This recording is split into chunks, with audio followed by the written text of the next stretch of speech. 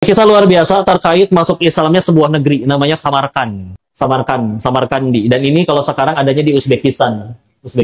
Ini terjadinya tahun 87 Hijriah di zaman kepemimpinan Umar bin Abdul Aziz. Pemimpin luar biasa, mimpinnya sebentar, cuma 29 bulan, sama dengan 2 tahun 5 bulan, tapi Masya Allah. Suatu ketika, panglima perangnya di saat itu, Qutaibah bin Muslim, menyerbu Samarkand. Dengan disergap, tiba-tiba mereka belum siap, akhirnya takluk.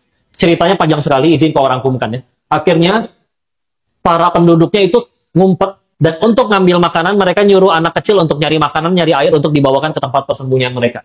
Karena mereka mendapati, oh, pasukan muslim ini luar biasa kuat, tapi kalau ke anak kecil mereka nggak menyerang.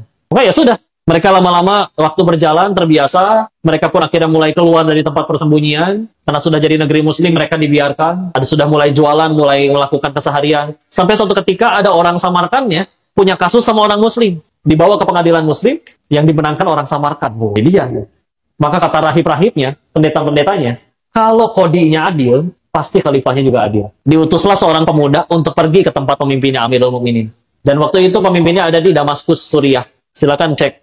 Dari Uzbekistan ke Suriah sekarang, itu 3.600 km. Sebagai perbandingan, ujung Aceh sampai ujung Lampung, itu cuma 2.500 km. Segitu jauh.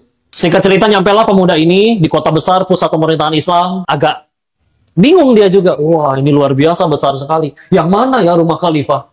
Yang mana rumah pemimpin? Ngelihat bangunan indah, megah, dia masuk. Wah, orang kok masuk situ semuanya lepas sendal. Oh, mungkin kalau ketemu khalifah harus lepas alas kaki. Begitu masuk, ternyata yang lepas alas kaki semuanya cuci muka, cuci tangan, cuci kaki. Dia nggak tahu itu namanya wudhu, ya. Dia ikutan. Oh, mungkin kalau ketemu pemimpin harus seperti itu. Cuci muka dulu, biar glowing.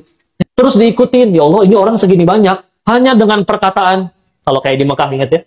Istau, luruskan. Sekian banyak orang diem, runut, rapi, baris. Wah, ini agama seperti apa yang mengatur mereka kayak begini? Beres sholat kan kelihatan kikuk ya, ruku, sujud, tapi celingak-celinguk didatengin. Tampaknya engkau dari jauh, bukan orang sini. Iya, kau bukan muslim? Iya, apa yang kau perlu? Aku bisa bantu. Aku mau bertemu pemimpin kalian, Amirul Mukminin.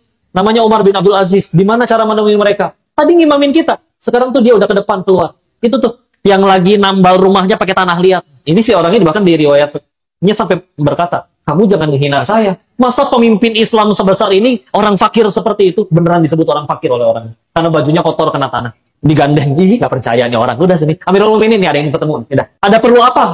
Ternyata dia mengetahui bahwa aturan dalam Islam itu, gak boleh langsung diserang. 3 syaratnya. 1, kalau mereka membuka suatu negeri, ingat ya, tidak ada menjajah. Nanti kita bahas tentang penjajahan. 1, sampaikan dulu tentang Islam. Kalau mau mereka masuk ke Islam, alhamdulillah. Kalau nggak mau, nggak apa-apa. Tapi harus bayar jizyah. Dan kedua, 1 disampaikan dulu, ini adalah Islam, begini. Kalau tidak mau, silakan tetap agama masing-masing, tapi harus bayar jizyah. Nanti jizyahnya dikembalikan lagi ke umat. Kalau tidak mau dan mereka ngelawan, baru silakan ngelawan balik. Itu Islam, ya. Nah, dulu Qutaibah bin Muslim, pemimpinmu, panglima perangmu, langsung menyerang. Tidak pernah disampaikan dulu apa itu Islam.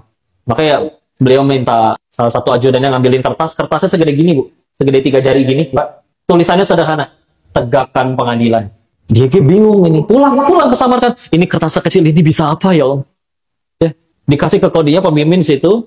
Waktu itu tapi pemimpinnya Qutaibah bin Muslimnya lagi memimpin ekspedisi lagi di Cina, ke arah Cina. Maka ditunggu dulu sampai pulang, baru akhirnya pengadilan ditegakkan. Ditanya dulu, apa pembelaanmu? Benar nggak kalau kamu tidak menyampaikan dulu Islam? Maka dijawab. Dan jawabannya pun sebetulnya juga masuk akal. Beliau bilang kayak gini, negara-negara yang dulu kami buka, sama aja disampaikan Muslim pun mereka semua ngelawan. Jadi daripada akhirnya darah Muslim tertumpah, kami yang menganggap ya mungkin sama aja. Ya udah langsung aja diserang. Karena dengan diserang mereka belum siap, nggak ada darah Muslim yang tertumpah. Tujuannya untuk nyelamatin Muslim itu. Jawaban hakimnya waktu itu adalah, tidak ada hari di mana kita keluar dari rumah bukan untuk mencapai kemenangan, tapi kita keluar dari rumah untuk menegakkan syariat Allah. Sebagus apapun alasanmu, syariat tetap syariat. Jaga. Maka kamu dibuktikan bersalah, umat Muslim diberikan waktu sampai maghrib harus meninggalkan negeri Samarkand ini. Semuanya pulang, keluar, ninggalin negeri, panglima perangnya keluar. Hakimnya habis ngasih vonis, ikut keluar. Zaman sekarang kalau mau jujur. Coba lihat ya, ini orang Samarkand, non-Muslim. Akan diadakan pengadilan, lawannya Muslim juga, hakimnya Muslim juga, coba. Kalau zaman sekarang, ya Allah, mereka temenan, aku musuhnya. Gimana bisa menang pengadilan ini kalau mau jujur? Ngelihat itu, mereka aja nggak percaya. Ya Allah, agama apa ini? Maka dengan kejadian itu, berbondong-bondong negeri Samarkand semuanya bersyahadat, masuk Islam dan mempersilahkan mereka kembali. Wallahi baca sejarah itu. Makanya kalau kadang ada yang Islamfobia, takut kalau misalkan Islam itu jadi besar. Kamu nggak kenal agamamu sendiri, demi Allah. Islam pernah sebesar dan sehebat itu, bonbon.